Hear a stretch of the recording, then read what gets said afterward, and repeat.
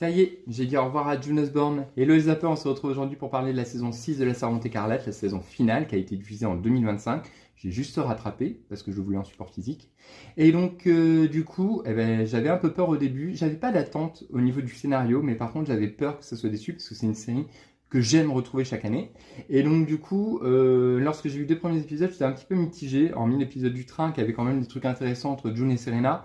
Mais du coup, j'avais un peu peur et au final, non, je suis pas du tout déçu. On a vraiment de bons acteurs, mais en même temps, en plus d'avoir de bons acteurs, c'est qu'ils ont vraiment de la matière en fait pour montrer leur talent parce que c'est vraiment très très bien écrit.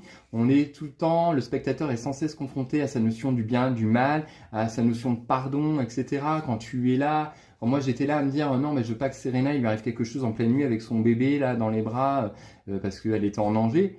Et là, tu te dis, mais c'est quand même tortionnaire, et en fait, t'es quand même là à ne pas vouloir lui souhaiter du mal, donc du coup, ça t'interroge vraiment toi, ou la scène, par exemple, avec l'avion et 2 personnages principaux, on voit que June assiste à quelque chose, sur 2 personnages qui sont quand même importants pour elle, et du coup, on ressent une tristesse, mais en même temps, cette tristesse n'est pas complète, parce que ce sont des personnages qui sont pas forcément hyper sympas non plus, quoi.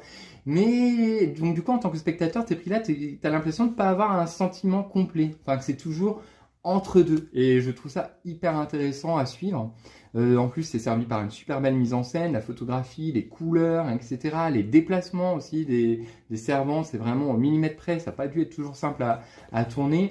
Il y a une bande son qui est absolument excellente aussi. Et puis voilà, après les échanges entre les personnages sont vraiment intéressants, que ce soit entre 2 personnes complètement aux antipodes comme Serena et June. Il y a vraiment des dialogues hyper captivants dedans, où on se questionne beaucoup en tant que spectateur. Et puis il y a aussi du même camp, si on prend les échanges entre June, Moira ou June et Luke, où des fois ils ont du mal avec la souffrance des uns des autres, à se comprendre, etc. À accepter aussi qu'ils soient plus jamais les mêmes qu'avant les événements de Gilead.